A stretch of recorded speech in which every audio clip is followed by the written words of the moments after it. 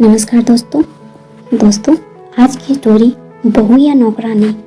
आइए हम स्टोरी सुनाते हैं आपको। पूरे 4 साल बाद हेमंत कनाडा से लौटा था।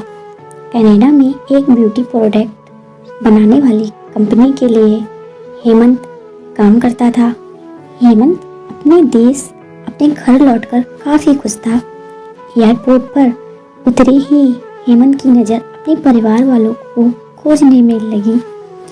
जल्दी उसे अपनी माँ, बाप, भाई, भाभी, बड़ी बहन और खुद की 3 साल की बच्ची भी एयरपोर्ट पर खड़े नजर आई। लेकिन उसकी नज़रें शोभा को खोज रही थी। वो सोचने लगा, ये शोभा मुझे मिलने आई क्यों नहीं, और ऊपर से उसने हमारी छोटी सी बच्ची को भी यहाँ भेज दिया। अश्विन एयरपोर्ट पर सबसे हंसी खुशी मिला। फिर उसने शोभा के बारे में पूछा तो उसकी दीदी बोल पड़ी, भाई वो घर पर ही है, तुम्हारे लिए खाना तैयार कर रही है। वह तो आज ही तुम्हारे आने की खुशी में काम करने में लगी है, वरना वो कोई काम करती कहाँ है। अश्विन ने अपनी बेटी को प्यार से उठा लिया, लेकिन उसकी बेटी उसे देखकर रोने लगी। लाओ मुझे दो, बच्ची को ये तुम्हें काफी दिनों बाद देख रही है, इसलिए पहचान नहीं पा रही होगी। कहते हुए दीदी ने बच्चे को अपने पास ले लिया। सभी टैक्सी में बैठकर अपने घर की तरफ रवाना हुए। अश्विन अपने परिवार से मिलकर खुश था, लेकिन ये बात कि शोभा उसे एयरपोर्ट पर मिलने नहीं आई उसे काफी परेशानी कर रही थी। वो सोचने लगा, क्या खाना बनाना इतना ज़्यादा जरूरी था, मुझसे मिलने से भी ज़्यादा, और वो भी तब जब मैं 4 साल बाद वापस आया हूँ। इन्हीं ख्यालों में घर तक का आधा रास्ता बीत गया। अब उसकी बच्ची उसे देखकर रो नहीं रही थी, इसलिए अश्विन उसके साथ खेलने लगा। बाकी का आधा रास्ता भी खत्म हुआ और सब घर पहुँच गए। गाड़ी की आवाज़ सुन शोभा बालकनी में आकर खड़ी हो गई और अश्विन की तरफ देखने लगी। अश्विन भी जैसे ही गाड़ी से उतरा उसने पहले दरवाजे की तरफ और बाद में बालकनी की तरफ नजरें घुमाई, जैसे वह सुबह को ही देखना चाहता हो। अश्विनी से नजरें मिलती ही शोभा के चेहरे पर मुस्कान झलक पड़ी। अश्विनी भी उसे देखकर हल्के से मुस्कुरा दिया। सभी घर के अंदर गए। शोभा सबके लिए पानी लेकर आई और सभी को पानी देने के बाद फिर से किचन में चली गई चाय बनाने के लिए। थोड़ी देर तक सभी परिवार वालों से बातें करने के बाद अश्विन शोभा को बुलाने लगा। माँ ने उसे बीच में टोकते हुए कहा, रहने दो उसे किचन में, थोड़ा काम कर लेने दो, बाद में अपने आप आ जाएगी, तुम बैठो यहाँ मेरे पास। वैसे भी कहाँ ज़्यादा काम करती है वह। अश्विन यही बात दूसरी बार शोभा के बारे में सुन रहा था। उसने सोचा कि मेरे परिवार वाले मुझसे झूठ थोड़ी बोलेंगे, हर दिन नहीं होता होगा, उसको इतना काम आज थोड़ा सा है, करने देते हैं, मैं बाद में उससे बात कर लूँगा। अश्विन अपने परिवार वालों से बातचीत में मगन हो गया। एक के बाद एक रिश्तेदार और पड़ोसी अश्विन को मिलने आते रहे और शोभा को किचन से बाहर निकलने का समय ही नहीं मिला। सभी के लिए चाय बनाना, नाश्ता बनाना, यही करते करते शाम हो गई। शाम होते ही अकेली शोभा इस बड़े से परिवार का खाना बनाने में जुट गई। 2 घंटे बाद सभी परिवार वाले खाना खाने के लिए डाइनिंग टेबल पर बैठे थे, सिवाय शोभा के। अश्विन चाहता था कि शोभा भी उसके साथ बैठकर खाना खाए, लेकिन फिर माँ ने कहा, अगर वह भी खाना खाने बैठ जाएगी तो खाना सबको परोसेगा कौन। सभी के खाना खाने के बाद शोभा ने अकेले खाना खाया। रात को सोने के वक्त अश्विन और शोभा अच्छे से मिल पाए।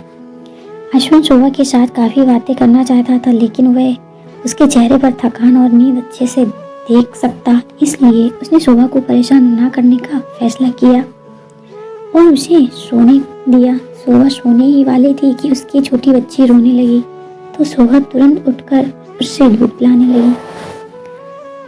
अश्विन कब सो गया उसे पता ही नहीं चला। जब सुबह बच्ची की रोने की आवाज़ आई तो अश्विन उठा और शोभा को पुकारने लगा। जब शोभा पास नहीं दिखी तो उसने बच्ची को चुप कराया और फिर से सुला दिया। अश्विन बाद में शोभा को देखने लगा तो शोभा उसे फिर से किचन में मिली, जो सुबह सुबह ही जल्दी उठकर घर वालों के साथ नाश्ते की तैयारी में लग गई थी। अब अश्विन सोचने लगा, माँ और दीदी तो कहती थी कि शोभा ज़्यादा काम नहीं करती, लेकिन जो मैं देख रहा हूँ वो तो कुछ और ही है। अश्विन सब समझ गया था, पर वो अपनी माँ को ऐसा नहीं बोल सकता था कि शोभा से ज़्यादा काम ना कराया करो, इसलिए अब उसने खुद ही शोभा की मदद करना शुरू कर दिया था। अश्विन के हाथ बटाने से शोभा को थोड़ा अच्छा लगने लगा था। पहले जहाँ उसका चेहरा थकान से उतरा रहता था, अब उस पर थोड़ी थोड़ी चमक आने लगी थी। अश्विन ने कुछ दिनों में ही ये महसूस करा लिया था कि शोभा अब वो शोभा नहीं रही थी जिसे अश्विन शादी करके लाया था। वो तो कोई और थी जो तोते की तरह बोलती थी, और ये शोभा तो बिल्कुल चुप गुमसुम है। ऐसा लगता है जैसे किसी के दबाव में हो, किसी के डर की वजह से सहमी हुई हो। अश्विन शोभा को उसके काम में ज़्यादा मदद करने लगा। अश्विन को ऐसा व्यवहार अब घर वालों को खटकने लगा। घर के सभी बड़ों और उसकी दीदी ने मिलके अश्विन को समझाया, तुम अपनी बीवी की मदद करते हो, उससे हमें कोई ऐतराज नहीं है, लेकिन तुम्हें भी एक हद तक ही ऐसा करना चाहिए। जब तक कोई तुम्हें ऐसा करता ना देख रहा हो तब तक सब ठीक है, लेकिन जब कोई तुम्हें बीवी के होते हुए बर्तन धोते देखे तो वो अच्छा थोड़ी लगता है।